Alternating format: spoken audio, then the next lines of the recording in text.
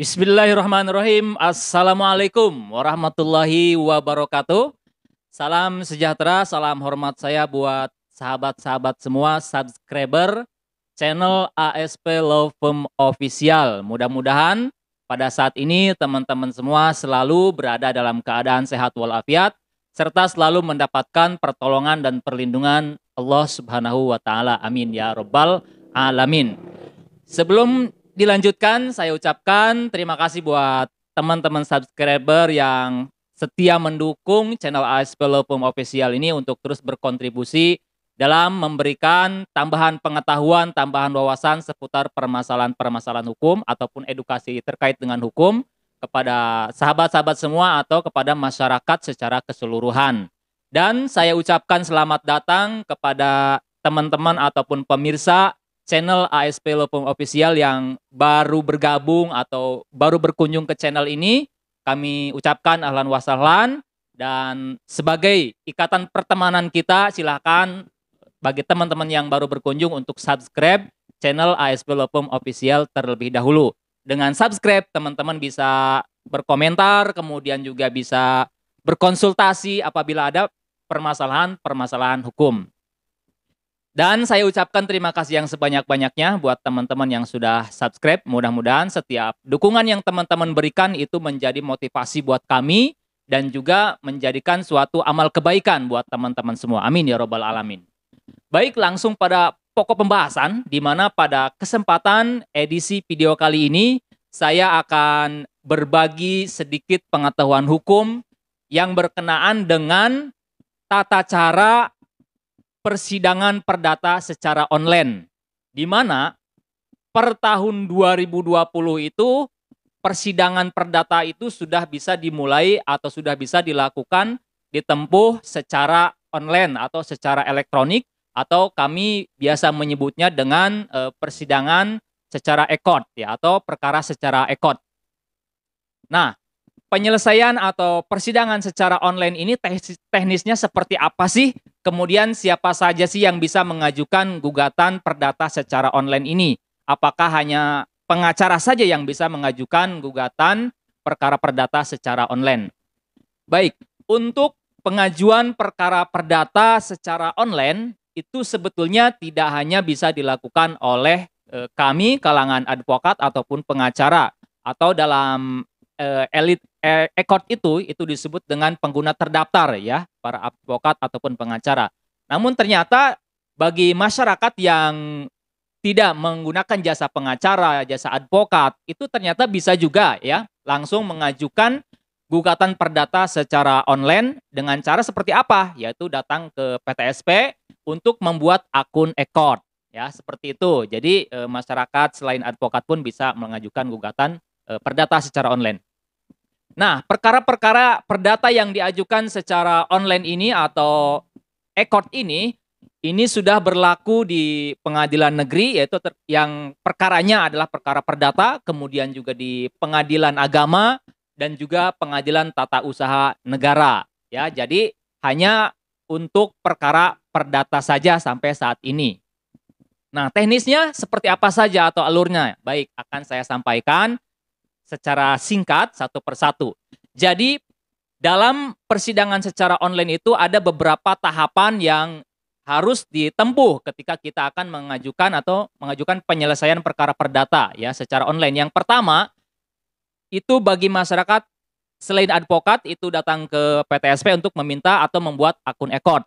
Nah, setelah itu nanti setelah kita memiliki akun e-court, maka kita harus mempersiapkan dokumen-dokumen gugatan yang lainnya. Dan sebelum lanjut kepada atau terkait dengan dokumen gugatan, yang perlu diketahui pula bahwa untuk gugatan perkara secara online itu atau e-litigasi ataupun juga e-court itu ada 4 layanan yang bisa diterima oleh para pencari keadilan. Yang pertama, layanan pertama itu adalah e-filing.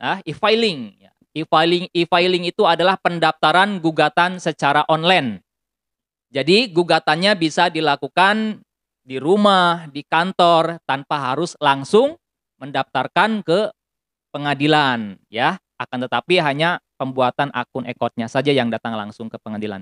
Kemudian layanan yang kedua terkait e-court ini atau persidangan secara elektronik ini adalah e-payment ya. E-payment ini adalah pembayaran panjar biaya perkara secara online. Nah, kita juga mendapatkan layanan pembayaran panjar biaya perkara itu secara online. Jadi tidak langsung bayar cash di pengadilan tapi bisa secara online.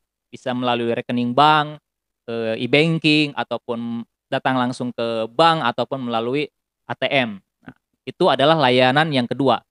Kemudian layanan yang ketiga itu ada yang namanya e-summon ya. E-summon itu adalah layanan panggilan kepada para pihak secara online. Dalam hal ini nanti pengadilan akan memanggil para pihak untuk melakukan atau datang ke pengadilan untuk sidang pertama itu secara online. Jadi tidak lagi menggunakan misalkan jasa layanan pos ataupun juga jasa pengiriman yang dilakukan langsung oleh pihak pengadilan ya, akan tetapi melalui email seperti itu. Itu namanya e-summon atau pemanggilan secara elektronik. Dan yang keempat, layanan yang keempat itu adalah e-litigasi atau persidangan secara online atau melalui media elektronik ya. Itu adalah 4 layanan persidangan secara elektronik, teman-teman. Nah, kemudian bagaimana tahapan-tahapannya dan apa saja yang diperlukan? Seperti saya sampaikan tadi, yang pertama kita harus persiapkan dokumennya. Yang pertama adalah dokumen gugatan, ya. Kemudian juga nanti kita setelah masuk ke akun e-court kita diisi ya formulir-formulir yang disediakan di dalam sistem e-court tersebut, ya. Kita masukkan identitas para pihak, baik itu penggugat maupun juga tergugat dan lain sebagainya.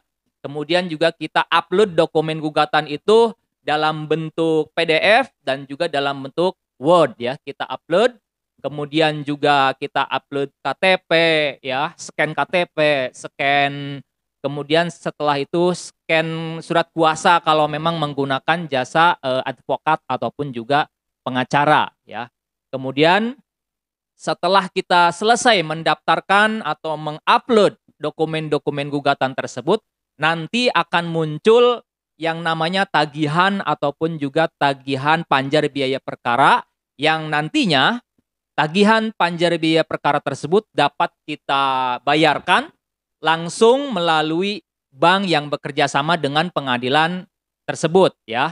Kemudian juga selain kita datang langsung ke teller, kita juga bisa membayar tagihan panjar biaya perkara itu melalui e-banking ya. Jadi itu sangat mempermudah kita ya.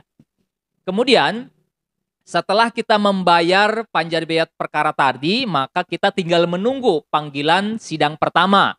Nah, nanti kita harus sering cek email, entah itu seminggu setelah pendaftaran ataupun juga biasanya nanti ada notifikasi ke email kita, di mana di situ adalah emailnya adalah panggilan untuk sidang pertama. Nanti setelah kita mendapatkan email sidang pertama, maka para pihak datang langsung ke pengadilan untuk menempuh ataupun juga melakukan persidangan pertama. Nah, kemudian setelah ada panggilan tersebut, barulah kita masuk ke e-litigasi, yaitu persidangan secara elektronik atau secara online. Namun sebelum dilakukan e-litigasi, terlebih dahulu pada persidangan pertama yang sudah dijadwalkan oleh pengadilan, itu biasanya akan dilakukan sidang untuk memeriksa dokumen-dokumen ataupun identitas para pihak, dan apabila para pihak hadir maka akan dilakukan atau ditempuh terlebih dahulu upaya mediasi yang difasilitasi oleh hakim mediator, baik mediator yang ditunjuk langsung oleh pengadilan atau mediator yang dari luar pengadilan atas dasar kesepakatan para pihak. Nah, setelah mediasi yang ditentukan oleh pihak pengadilan selesai, apabila mediasi tersebut ternyata tidak menemui kesepakatan atau menemui jalan buntu, tidak ada kesepakatan atau gagal, maka dilanjutkan dengan yang namanya e-litigasi. Nah, e-litigasi ini tidak semua tahapan persidangan dilakukan secara online, teman-teman. Akan tetapi beberapa tahapannya saja, diantaranya atau tahapan-tahapan persidangan yang dilakukan atau yang bisa dilakukan secara online melalui media elektronik itu adalah yang pertama, yaitu pembacaan surat gugatan. Nah, sidang pembacaan surat gugatan ini dilakukan secara online. di mana penggugat mengupload dokumen gugatan di akun ECOT yang sudah terdaftar. Nah, setelah itu akan dijadwalkan di sepekan kemudian ataupun juga dijadwalkan oleh pengadilan untuk sidang yang namanya sidang pembacaan jawaban. Nah, sidang pembacaan jawaban ini pun dilakukan secara ECOT, secara elektronik, secara online, di mana pihak tergugat itu mengupload dokumen surat jawaban. Nah, setelah itu kemudian tahapan selanjutnya adalah sidang penyampaian replik dari pihak penggugat. Ini juga masih dilakukan secara ECOT, secara online, di mana pihak penggugat mengupload dokumen replik. Nah, setelah itu nanti dijadwalkan kemudian yaitu sidang penyampaian duplik, ya, tanggapan tergugat atas replik yang telah disampaikan oleh pihak penggugat. Di mana tergugat ini pun sama, mengupload dokumen duplik tersebut ya dalam bentuk PDF yang di-scan ya atau PDF lah, diupload ke akun ECOT yang sudah terdaftar. Nah, setelah sidang atau penyampaian dokumen duplik ya secara online tersebut, maka tahapan selanjutnya adalah persidangan pembuktian. Nah, untuk bukti, kemudian juga persidangan pemeriksaan saksi atau pemeriksaan saksi-saksi, baik saksi maupun ahli itu dilakukan masih secara langsung. Artinya sidang tatap langsung, tatap muka ya. Para pihak hadir, kemudian juga saksi-saksinya juga hadir di pengadilan tersebut. Ya, itu masih dilakukan secara langsung, tidak bisa dilakukan secara online. Nah, kemudian setelah itu apabila diperlukan, apabila terkait dengan perkara-perkara tertentu yang mengharuskan atau memerlukan pemeriksaan setempat, maka dilakukan sidang pemeriksaan setempat. Dan sidang pemeriksaan setempat ini pun masih dilakukan secara langsung, tidak bisa secara online. Nah, setelah sidang pemeriksaan setempat dilakukan, maka jadwal persidangan selanjutnya yaitu adalah sidang penyampaian kesimpulan. Nah, baru kita kembali ke ECOT, kita kembali online, kita kembali sidang online melalui media elektronik, di mana para pihak itu mengupload dokumen kesimpulan dalam bentuk PDF, diupload ke akun ECOT yang sudah terdaftar tersebut. Nah, setelah itu tinggal menunggu jadwal sidang untuk penyampaian atau pembacaan putusan. Nah, untuk sidang pembacaan putusan ini pun ini dilakukan secara elektronik melalui secara online ya, melalui media elektronik. Nah, ini pun dilakukan secara online di mana para pihak tidak perlu datang ke pengadilan, tinggal menunggu di hari jadwal pembacaan putusan, nanti pengadilan akan mengupload dokumen putusan tersebut dan para pihak tinggal mendownload dokumen putusan tersebut.